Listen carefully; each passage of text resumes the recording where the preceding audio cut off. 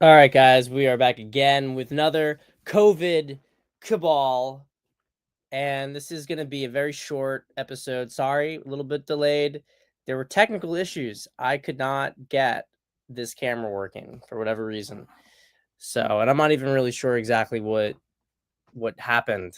But we're rolling now. If you guys are here, drop a comment in the chat. If you are here, drop a comment in the chat. You know what time it is. It's the COVID Cabal time, and we got to have the chat popping. We got to have people saying what's up. We got to have things going on. Going to be a massive COVID Cabal. I mean, look, let's just fucking do it. Let's just get the hype up. Massive COVID Cabal going on. The Wi-Fi got Epstein. COVID Cabal, let's go. Let's go. Before we get into the meat of this, we do have a wine tonight. This is Verdiccio de Castelli de Jesi. This is from Marche. Marche is a region on the Adriatic coast of Italy, northeastern. And Verdicchio means little green one. So there's a famous story about Verdicchio that when Alaric of the Visigoths was going to go sack Rome, that he said that his men were sustained by drinking the Verdicchio from the Marche region. It is a very acidic grape, typically with some almond and herbaceous notes. So it's a nice wine. DOCG status in 2010. Haven't had Verdicchio in a while. It's not, it's a prestigious white wine of Italy, but it's like it's very niche. You know what I mean? It's not like a big one. So smelling it, lot of lemon going on here. Lemon, like slight flowers. Let's go. That is very good. Wow, very good. And the palate is very much the nose. You get this like very honeysuckle kind of taste on it, but it's not overwhelming, which is nice because I don't like it to be too overwhelming. It's mostly just lemons and honeysuckle. I think that's a good way to describe it. All right. So I had a comment in the chat here. Pat, would you say Trump is the Mozart of tension control? Yes, I would. He's a genius at tension control. Tension control. And I just really need people. Yeah, take a deep breath here. I do not understand how people don't get him at this point. And I want to distinguish before I go into this monologue between those who I genuinely believe are operating in good faith, but either don't understand or are, I would say a lot that there are a number of people, and I'm not going to be specific here. I don't want to, because people can have differences of opinion. I think it's perfectly reasonable for people to be upset about Epstein's files not getting released. I think it's perfectly reasonable for people to say that Trump botched the execution of putting the Epstein files out there. I mean, look, I don't think you can make strong arguments that at least the way this has been done very well, because obviously it is feeding the fire of bad actors out there. And I want to talk to you about one bad actor in particular, because this is so fucked up. Fuentes just put this thing out here today. Let us never forget that 1 year ago today, our president, Donald Trump, was spared from sudden death by God. Trump took a bullet so that he could live to cover up Epstein's pedophile island and to bomb Iran for Israel. And Josiah has a great comment here. Fuentes is a grade A piece of shit and no better than a leftist. He actually is worse because he's a traitor. If it were up to him, Kamala would have won, and Trump's very real gains on immigration enforcement would be dead. Fuentes says, so now Trump is claiming the Epstein files are a Democrat hoax. LOL. MAGA is dead. Good riddance. Okay. The thing that's really important to understand about Fuentes, I don't really care about the fact that he's mean to Jews. I really do not give a shit about it at all. To some extent, some of the revelations that, you know, the attention on certain matters, I don't care about that. And that is not why I have any issue with Fuentes. The reason I have an issue with Fuentes is because he's a grimy Joker-like figure. He's somebody who does not want to build anything. He wants to watch the world burn. And I think he wants to watch the world burn because he's a super trad Catholic, but he's a homosexual. This is not a man. This is a man who is completely filled with hate. He is completely filled with hate, okay? I am not a hater. I'm not a hater. I believe in creation. I believe in doing what needs to be done. But I believe in working to make the world a better place, okay? Candace Owens, there's some things that I've disagreed with Candace on. I think Candace, you know, has made statements very similar to Fuentes recently. But I want to distinguish here to some extent the character of the individuals, because the character and intention of the individuals matters.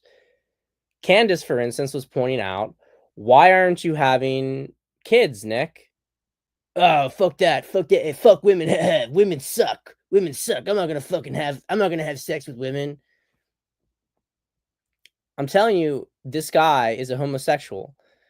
And it's not really surprising that he's been hanging out so much with Yi, who we know has been doing similar things. And look, I'm not saying this stuff to be like a slanderer, okay? I could have said this a long time ago, and I have not said it.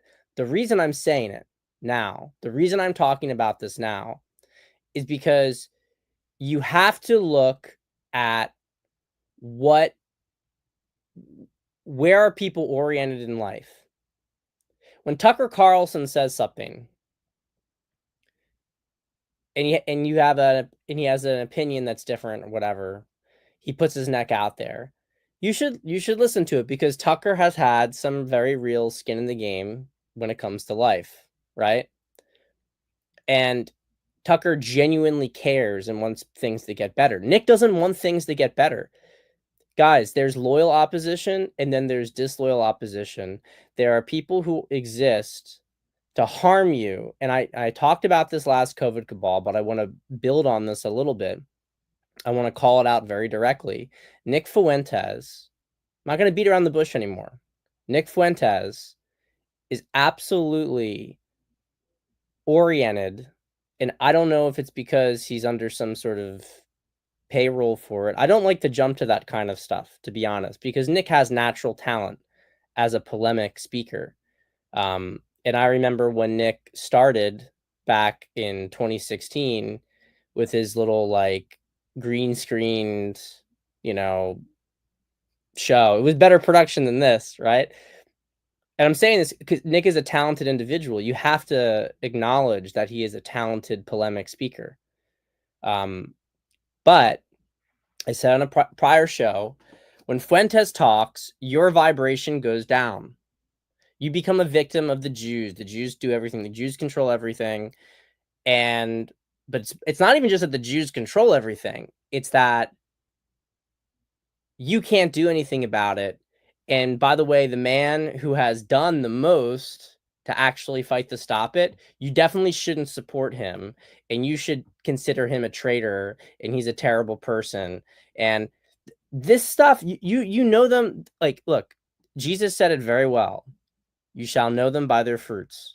Nick Fuentes' fruit is fucking rotten. It's rotten fruit. It's absolutely rotten fruit. You could disagree with Trump on things related to Epstein. You could disagree with Trump on things related to Iran. Fuentes didn't want him to win the presidency. Fuentes told the Groypers to opt out of the election, just like he's telling the Groypers to opt out of life. Don't procreate. Don't have kids. I'm going to have a lot of kids.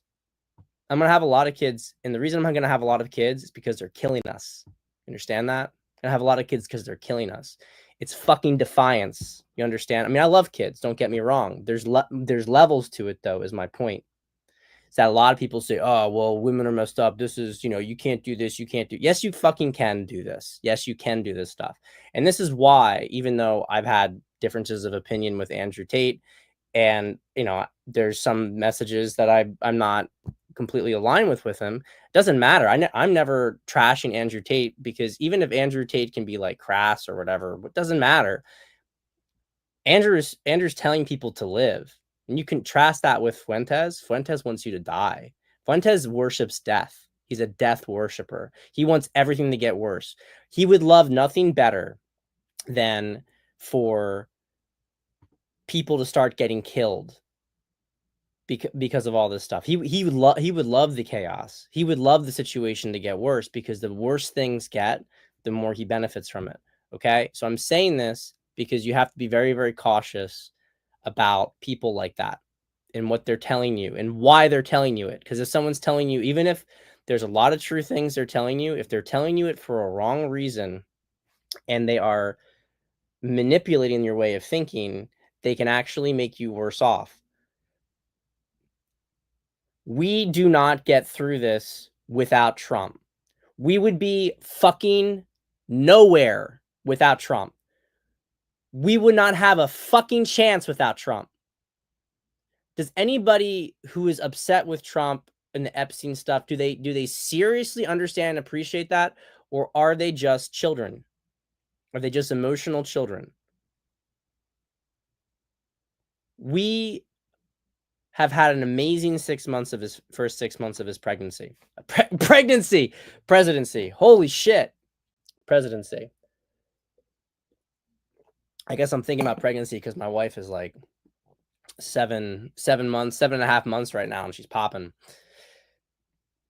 We have never had a first 6 months like these first 6 months of Trump's presidency. So when Trump comes out and tells you this, what's going on with my boys, and in some cases gals? They're all going after Attorney General Pam Bondi, who is doing a fantastic job. We're on one team, Maga, and I don't like what's happening. We have a perfect administration, the talk of the world, and selfish people are trying to hurt it, all over a guy who never dies. We're going to return to that. Jeffrey Epstein. For years, it was Epstein over and over again. Why are we giving publicity to files written by Obama, crooked Hillary, Comey, Brennan, and the losers and criminals of the Biden administration who conned the world with the Russia hoax, 51 intelligence agents, the laptop from hell, and more? They created the Epstein files, just like they created the fake Hillary Clinton, Christopher Steele dossier that they used on me. And now my so-called friends are playing right into their hands. Why didn't these radical left lunatics release the Epstein files? If there was anything to release in the Epstein file, if there's anything in there that could have hurt the MAGA movement, why didn't they use it? They haven't even given up on the John F. Kennedy or Martin Luther King Jr. files. No matter how much success we have had securing the border, deporting criminals, fixing the economy, energy dominance, a safer world where Iran will not have nuclear weapons, it's never enough for some people. We are about to achieve more in 6 months than any other administration has achieved in over 100 years, and we have so much more to do.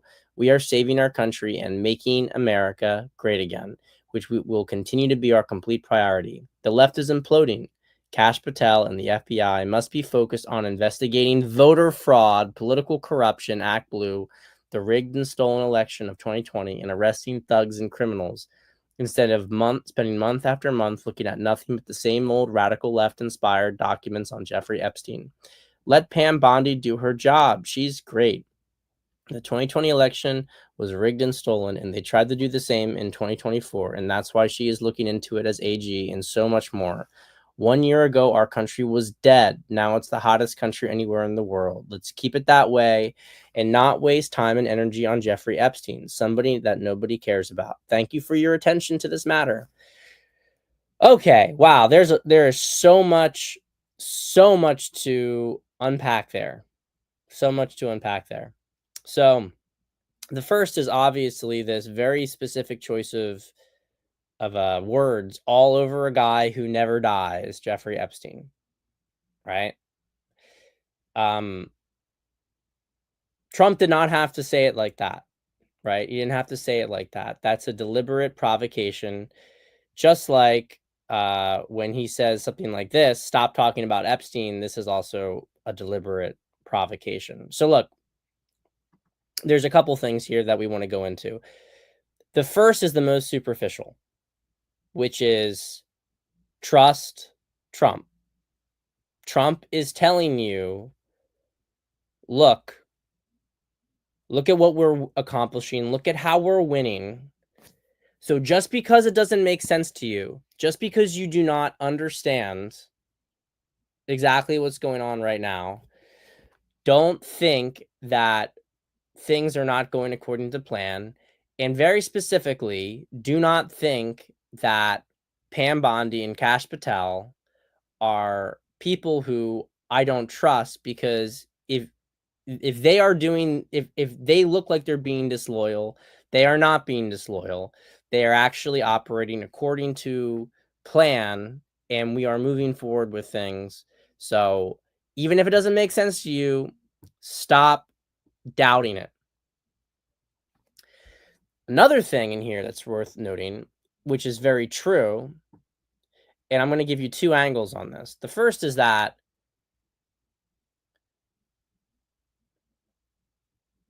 why is it that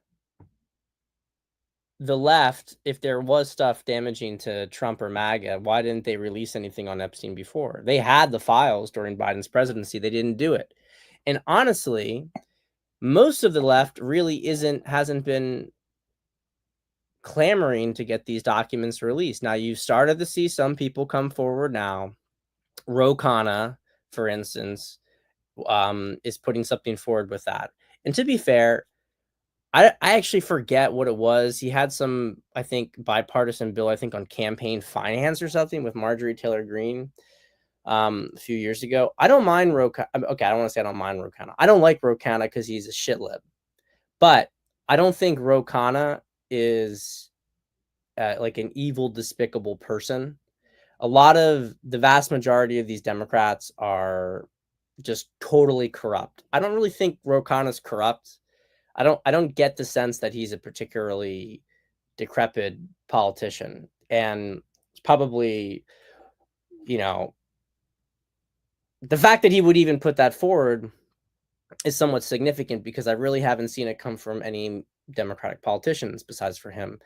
So that tells me that he's maybe more likely to be clean. And I think it stands to reason that not every single Democrat is going to actually be corrupt. I think that that's, it's a uni-party, guys, right? There might be a few people who still vote for stupid stuff because they're stupid. They have stupid views, but they aren't actually rotten. But I want to digress on this. That's not really that important. What's important about it is that it's absolutely accurate that the same people who tried to fucking kill Trump and put him in prison for 100 years or so would have loved to be able to doctor some Epstein evidence and dump it on him if they could. So it's pretty clear that, where is this big push? What is this? Most of the manipulation that like Trump is involved with Epstein isn't really coming from Democratic politicians. It's coming from people like Fuentes, coming from,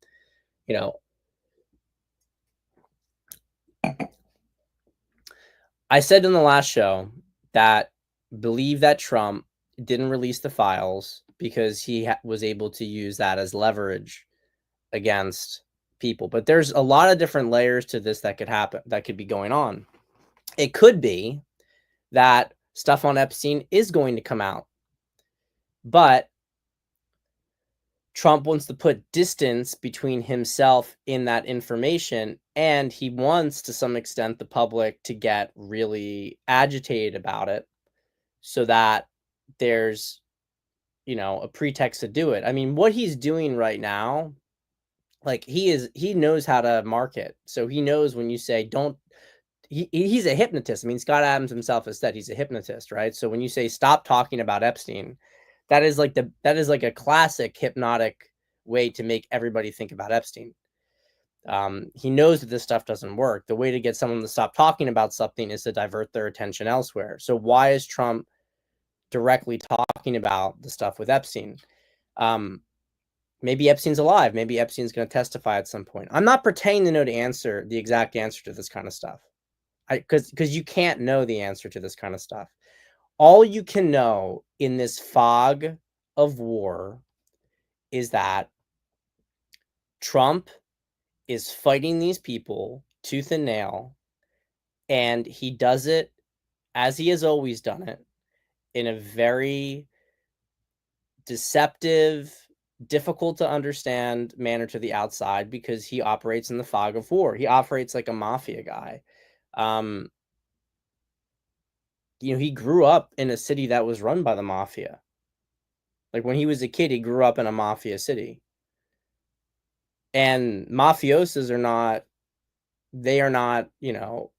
above using deception to achieve their goals. This is how Trump always tries to appear weak. He always tries to appear like the little clown and he gains leverage. So you have to look at it like this. You cannot, if your frame of thinking is what Trump did doesn't make any sense, Trump is stupid, and then you see that Trump is literally the most impressive man in the face of the planet, considering what he's been up against and how far he's come.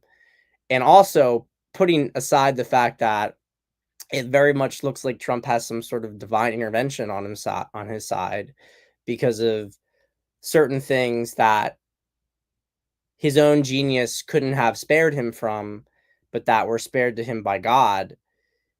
You better think maybe twice about your own ability to understand things. If you trust Trump, and if you trust the plan, which is that Trump has a plan, especially at this point in time, I'm most sympathetic to people who saw the first term and saw the disloyalty and how Trump was not able to bring a team of people around him to appropriately help. I am much more sympathetic to people who have criticisms then because they saw a lot of the failures the first time. But we've seen none of this stuff really happen this time around.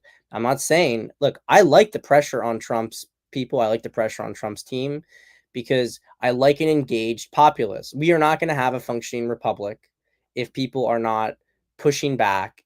And by the way, Elon is giving us the platform to do this stuff. Now, maybe he's promoting people like Fuentes through the algorithm. I don't know.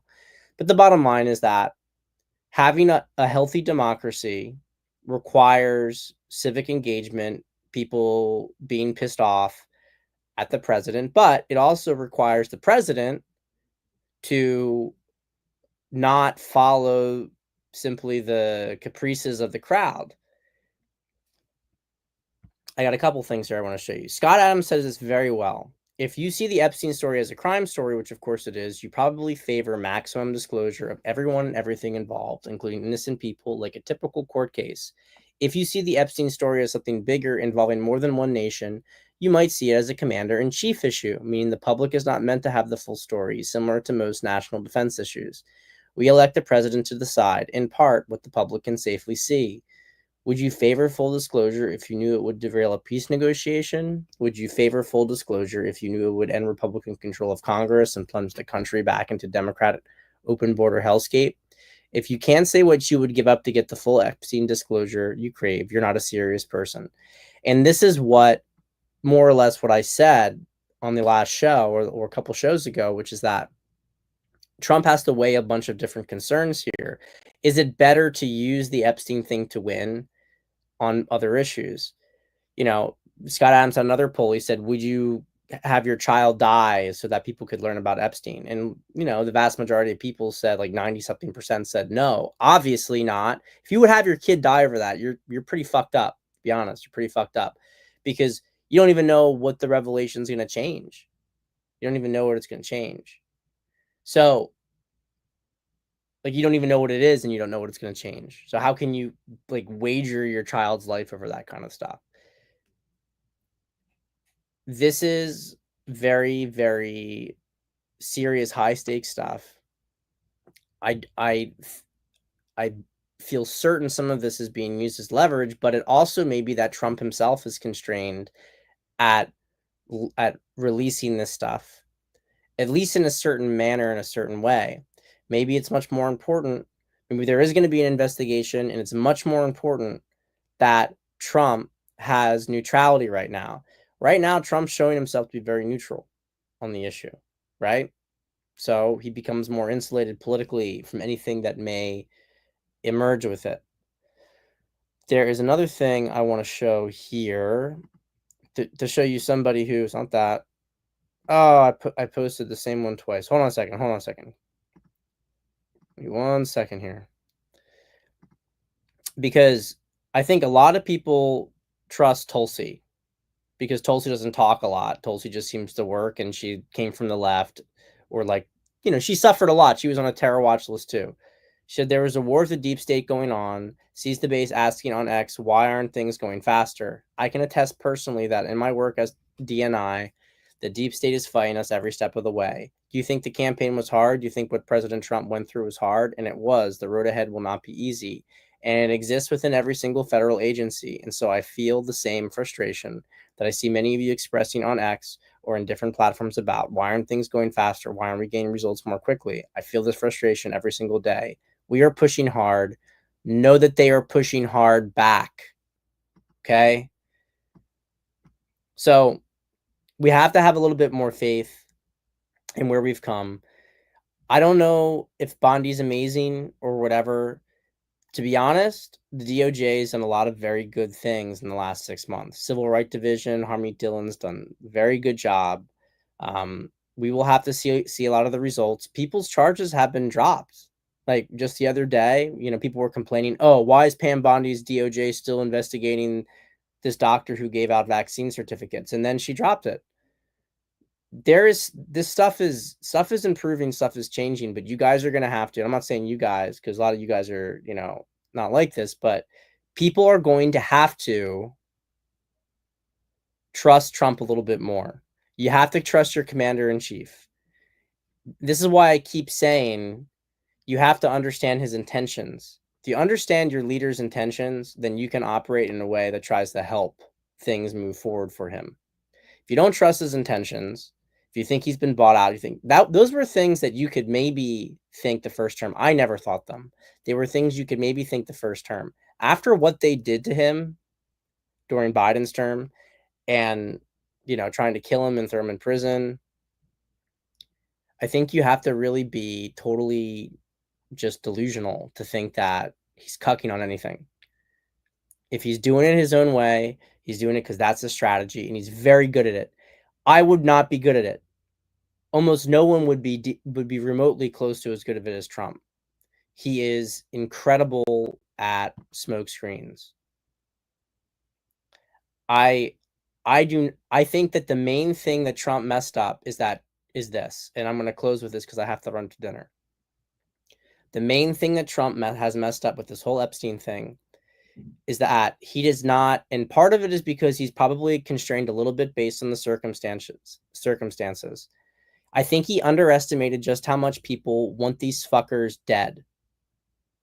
How much people view Epstein as a proxy issue for government corruption, and they want stuff taken care of. I think Trump was hoping to some extent that people would just trust what he's doing because he's getting them all these wins. And I think he is probably a little surprised at the degree to which people are like, I don't give a fuck about your wins for us. I really want the people that Epstein serviced to have a noose around their neck. I don't think he understood the degree of rage and which is making, I think, otherwise good people, notwithstanding the bad actors who are manipulating them, is making otherwise good people say, like, I don't really care about your big, beautiful bill if you're letting Lindsey Graham, who ate, to like rape some kid, walk free and you're in pictures with him. Trump is probably thinking a lot more logically than the base. And his post is telling us very clearly, please shut the fuck up and trust me. So that is my message for all of you today is trust Trump, trust the GOAT. And do I think he will expose him eventually? I do believe we are going to have mass arrests, and I do believe that there is going to be a massive exposure of crimes. But guys, I really cannot tell you if we ever find out everything. I can't. My heart tells me we will find out the most of it. But I do think that there's certain elements that, because they're just not going to allow us to get across the finish line if we don't let them go, or they will create too much chaos globally. You know, keep in mind the systems have to run. If the systems fall apart, we like to tell ourselves that the system's bad, so we want to get rid of it. But the reality is you want to do a controlled demolition of the system. If the system disintegrates, if social trust disintegrates too quickly, and there's no ability to transition social order, you have revolutions, and revolutions become very hard to control, and they often lead to very bad actors gaining power, which is, I think, the kind of stuff like Nick Fuentes. You know, I read enough Dostoevsky to see someone like Nick Fuentes very clearly. You know, he's straight out of the book Demons. You know, he's someone who would happily kill if it got him more power. He would love to see society burned if it benefit him. So I think that that's where we're at right now, gentlemen. So I got to run the dinner. I will see you guys on the next COVID Cabal. I think it could be a rough couple of weeks for Trump, because people certainly are, you know, he's going to have to balance all this stuff, but he'll balance it as he always does. And we'll get through it, and we'll keep winning in the long term. All right, gents, I'll see you next time.